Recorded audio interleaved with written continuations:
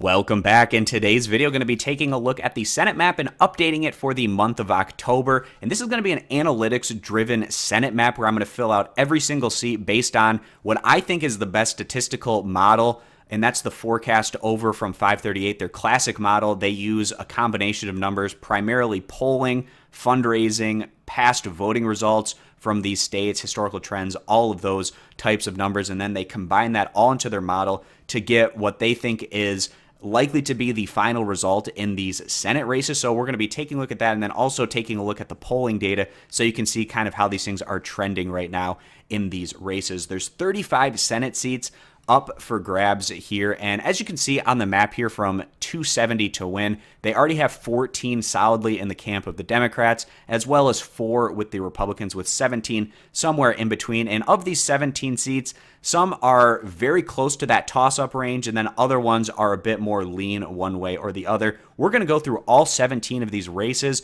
show you where they're currently standing over at 538, and then also take a look at the recent polling data so you can kind of get a glimpse of how these races are currently playing out. So we're going to start out in Nevada and then work our way back east. And right now we're about 3 weeks out from the election. I'm probably going to do one more of these updated analytics-driven videos within about a week of the actual election day, or a little bit even closer than that, to get that final snapshot picture before going in to the midterm election day. So starting off here, going to be going out to the state of Nevada, where the Republicans have incumbent Dean Heller and the Democrats challenging with Jackie Rosen. So moving over to 538 to take a look at this one.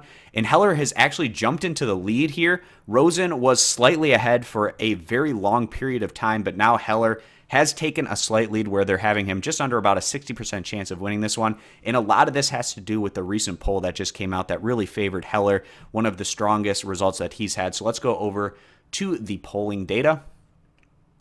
And let's filter this so that we get the Heller-Rosen results. And you can see this most recent poll had Heller up by 7 points, a very strong result from him. And we go back and you can see all of them are pretty much extremely close other than this most recent poll. And 538, they give a bit more weight to recency, which is another reason why that poll is really helping Heller in that overall projection. So we keep going back here and you can see almost every single result is within right around that margin of error. But Rosen, she's been doing a really good job in fundraising. Also, the fundamentals are looking really good for the Democrats, which is why she had a slight lean in that statistical model for such a large portion of this race. But right now it is in the favor of the Republicans. So we're going to go back to our first map and fill that out for Dean Heller. So that puts the Republicans up to 47. Now let's move over to Arizona, where we have 2 challengers right now, neither of them incumbents. We have Martha McSally for the Republicans and Kirsten Sinema for the Democrats in what's likely to be a very close race. Obviously, this is going to be taking over for Jeff Flake, who's not going to be running for re-election. So going over to the 538 map, and Sinema, she's had a lean in this one for some time now. Right now, she's a little bit over a 60% chance to go on and pick this one up. So we're going to move over to the polling data. And we'll type in McSally to filter that out. And as you can see, the recent polling data is looking pretty good for Sinema, up by a little bit more than the margin of error. We go back and it was tied. McSally did pretty good in a poll, but you know, some of these polls are a little bit more accurate and better than others. If you can take a look at the sample size, also the polling rating is also something to keep in mind when looking at these particular results. But in general, Sinema has generally been doing better in the polling data going back over the past month in comparison to McSally, and also those other indicators looking well for Sinema as well, which is why she has the lean in this particular race. So we're going to fill that one out over on our original map here over at 270 to win. And now let's go up to Montana and take a look at that one over at 538. The Democrats have the incumbency advantage here with John Tester. He's being challenged by Matt Rosendale.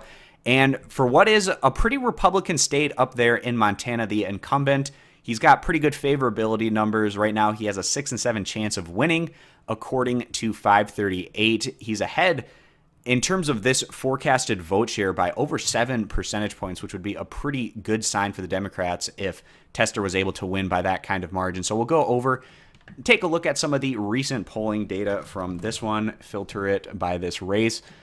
And the University of Montana, that poll recently has Tester up 24 points. That might be not the most accurate poll I've seen because a lot of these other ones have been generally around Tester being ahead by about 5 to 10 points, maybe in that range, maybe even a little bit less than that. As you can see here, Tester up 4, up 7, up 4, even up 2. Rosendale up 2. I think that was a Republican-specific poll. And then SurveyMonkey not given a great rating here in terms of their overall accuracy, but Tester doing quite well in that one. And as you can see here, in general, the polling data has been more positive for Tester. He's the incumbent. He has the fundamentals in his favor. So as a result, that is looking like a pretty solid chance for the Democrats to keep that one. So we'll fill that one out for the Democrats. We'll move one state over to North Dakota, which is a race that has started looking much better for the Republicans more recently. We go over to 538. And you can see here they have Kevin Cramer as a 2 in 3 chance. What's interesting about this race, Heidkamp, she was able to win it back in 2012 by about 1 percentage point.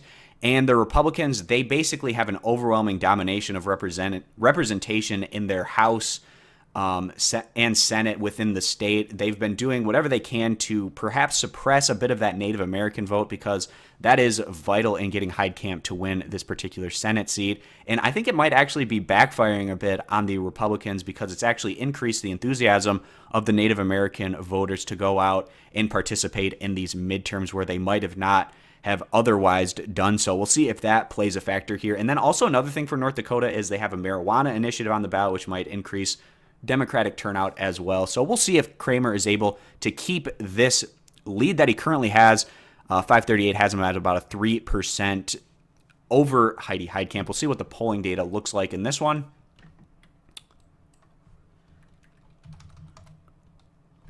So as you can see, the recent polling data here has Cramer up quite a bit, 9 points in that Fox News poll, 10 points in a poll that's not currently rated. Those ones that aren't rated by 538, I have a little bit of hesitancy with, but then you go back a little bit further, Fox News has Cramer ahead by around 5 points. As you can see pretty consistently here, the Republicans are ahead. I actually went back and looked at the 2012 polls, and Heidkamp was consistently down in those polls before she came through and picked up that upset victory. And that polling data, she was generally down by about 5 to 6 points. So right around some of these polls that we're seeing, kind of in a similar range. We'll see if that plays out in Heidi Heidkamp's favor here again in these 2018 elections like they did back in 2012. But again, the polling in general has been pretty good for Cramer. That's why he is currently at the lean here in North Dakota in what is a pretty solid Republican state overall. So we're going to be giving that one to the Republicans. 13 races left to go. Let's go down to Texas, which is obviously one of the more interesting and intriguing matchups here in the Senate.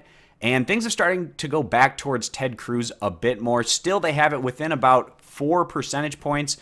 Ted Cruz a 3 in 4 chance of winning this one. And what's really helping O'Rourke is his fundraising numbers. He's absolutely been crushing it, and that's helping him in some of these fundamental numbers to allow him to be a bit more competitive. We'll go over to the polling data, which has generally been looking a bit better for Cruz recently, which is another reason why Cruz is starting to get a bit more of a lead. As you can see, that most recent poll, Cruz was ahead by 9 points, but also that poll over from Ipsos, O'Rourke was ahead by 3. That's the first poll we've seen O'Rourke ahead in a little bit of time. You see continuing to go back. Cruz is generally ahead by slightly more than the margin of error. We'll see if that continues to play out in that type of manner. Again, the fundraising, as well as just the campaigning overall that O'Rourke is doing, is making Texas extremely competitive and close right now. But given the forecast over at 538, going to be giving Texas as a lean over to the incumbent Ted Cruz. Moving up to Missouri with Claire McCaskill and Josh Hawley.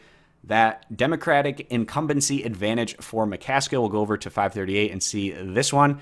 This is in that toss-up range. They have a slight lean over to McCaskill, a 4 in 7 chance. Hawley, a 3 in 7 chance, likely to be one of the more competitive results that we get on Election Day. Going over to the polling data, let's see how that's playing out. And basically, every poll that I've seen has been within the margin of error over the last few months in this one. So we see Hawley up 2, even, Hawley up 1, Hawley up 8, Hawley up 2, even, The Fox News poll had it even, and then McCaskill up by 3 points in that CNN poll. And then we just keep going back, and you can see all of these polls are very close results. And based on the information that we have going into these midterm elections, the fact that it's likely to be a better year for Democratic enthusiasm and turnout, that might be the kind of difference maker the Democrats need to win these types of close competitive elections in Republican-leaning states. We'll see how McCaskill is able to do. But right now, the Democrats have the very slight lean in that one, so we'll be giving that over to the Democrats. Now let's move up to Minnesota, where we have Tina Smith, the incumbent. Appointed to that one, it was Al Franken's seat going against Karen Housley. Going over to the 538 map. And this one's a bit more competitive than the Klobuchar one, where it's solid Democrat, over a 99% chance to win. But still, Tina Smith looking really good here at a 9 in 10 chance. And when we look back at what happened in the primaries in Minnesota, the Democrats absolutely dominated in terms of voter turnout. I see that as likely carrying over into the general election. And I'd be pretty shocked if Tina Smith wasn't able to win that one. We'll see how things are looking over at the polls. And the most recent poll was pretty close, with Smith up by 3 percentage points. But then we go back here, and Smith has generally been ahead by a fairly comfortable margin. So again, that one looking pretty good for the Democrats to keep that one in the state of Minnesota. So we'll fill out that special election one for the Democrats. And then we'll move on over to Wisconsin, where we have Tammy Baldwin, the incumbent, Leah Vukmir, the Republican challenger. And this one's also looking pretty good for the Democrats here. A 29 in 30 chance, over 96% odds at winning this one. Right now, they're at about a 13 percentage point gap in what is their forecasted vote share. We'll go over to the polling data. And the polling data has been consistently solid for Baldwin in this one, usually ahead by more than double digits in those particular polls, if we just keep going back here. So in general, the polling data has been pretty solid for Baldwin here as well. And just in terms of the overall fundamentals of this one, looking very strong for the Democrats. So we'll go back and fill this one out for the Democrats. So we're about halfway through. We'll continue filling out some of these Midwestern states, and then we'll close going more towards the Southeast. So next we have Michigan, where the incumbent is the Democrat Debbie Stabenow, taking on businessman John James. And they have this one actually at solid Democrat over at 538. It's still listed as likely Democrat over at 270 to win. There's a little bit of disagreement at some of these different analytics places on how they're rating Michigan, but in general, it's still looking obviously very good for the Democrats. Stabenow, they have over a 99% chance of her going on to win this one. We'll take a look over at the polling. And kind of similar to that Wisconsin race, but even more so in the favor of Stabenow, where you can see here, all of this polling data has been looking very solid for Stabenow. It would be a big-time shock if she wasn't able to continue to keep this seat for the Democrats. Now we'll move down to Indiana, which is likely to be, in terms of these Midwestern states, a more competitive matchup, where we have the incumbent Democrat Joe Donnelly taking on Mike Braun, the former state representative. And this one is listed as a likely Democratic seat. They're giving Joe Donnelly a 7 in 9 chance to win this one. And in terms of that polling data,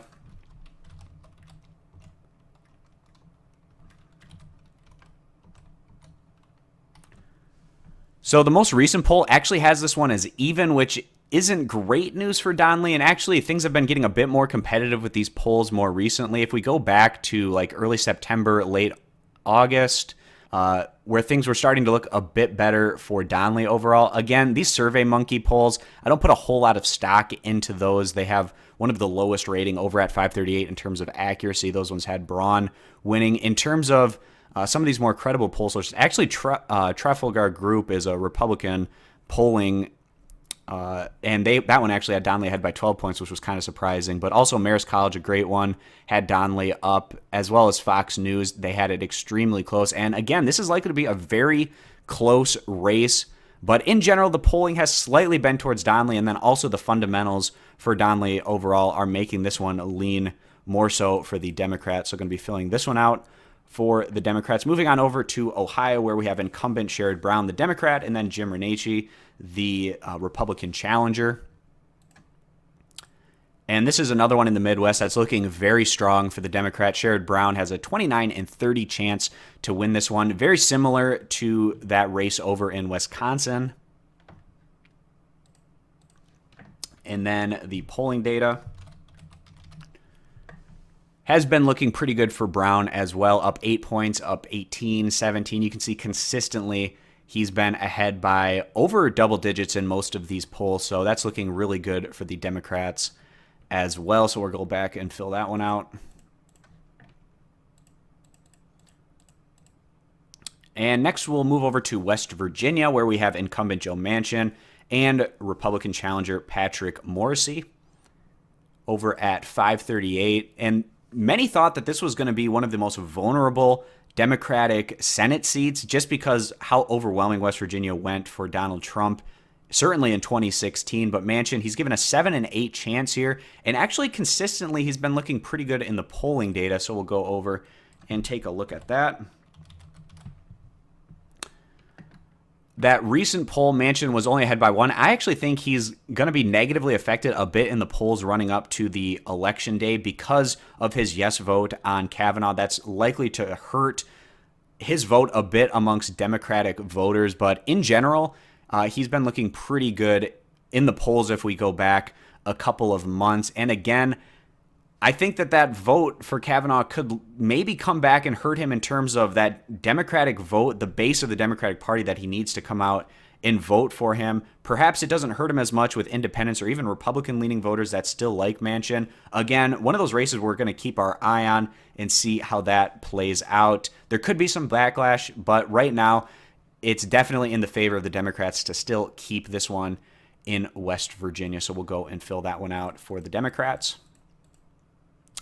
And then moving up into Pennsylvania, and in a somewhat similar vein to states like Ohio, Michigan, and Wisconsin, the Democrats have the incumbency advantage there with Bob Casey, Lou Barletta taking him on as the Republican challenger. And this one's currently listed as solid Democratic, with giving Bob Casey a 59 out of 60 chance to win that one. So a big lean in favor for the Democrats. We'll take a look over at some of that polling data recently. Casey up 15 points. And again, like a lot of those other Midwestern states, of course, Pennsylvania a little bit out of the Midwest, but still kind of a similar type of voting block in a state like Pennsylvania, where their Democratic incumbent is continuing to pull ahead by over 10 percentage points. So that one's looking really good for the Democrats as well in the state of Pennsylvania. Next, we'll move out to the East, and there's a lot of Senate races over here in the East that are looking very comfortable for the Democrats. The one that isn't is Bob Menendez in New Jersey. He has very low approval ratings, which is hurting his chances. We'll see how they rate this one over at 538. And it's kind of getting close to falling off the page there, but you can see they have Menendez as 11 and 12 chance of winning this one. Hopefully when I get to some of these other races, they don't fall off the page so you can see them. But again, they still give a big lean to the Democrats here. A lot of that is the fundamentals and the Democrat lean of a state like New Jersey. We'll go ahead and take a look at some of that recent polling data for Menendez.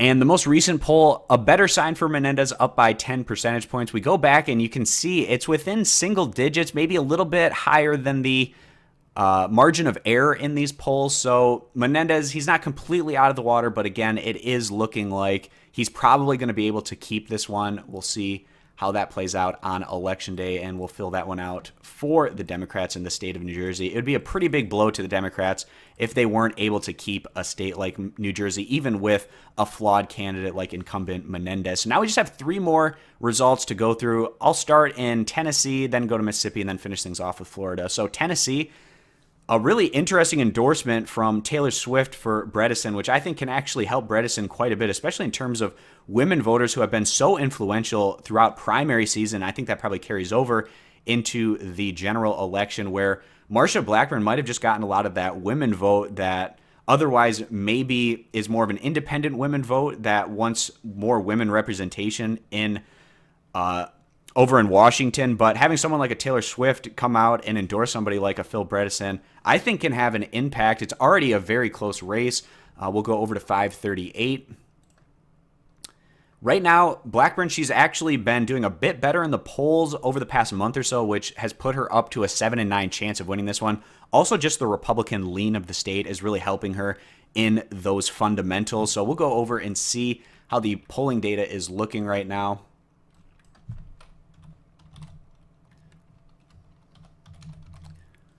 Bredesen, after that endorsement, I think that was before this. No, actually, that was, yeah. So this particular poll for Bredesen was before the Taylor Swift endorsement, and he was ahead by about 2 percentage points. Things were looking much better for Blackburn there for a while. You can see she was able to grow a bit of a lead, which is actually interesting because if we go further back, Bredesen was consistently very competitive within about the margin of error against Blackburn. But more recently, Blackburn has been able to grab a lead in the polls, which is why right now over at 538, she's been able to move this one into a more likely scenario for the Republicans. But again, I would not be shocked if Bredesen went on to win this one, especially that recent poll coming out looking good for him.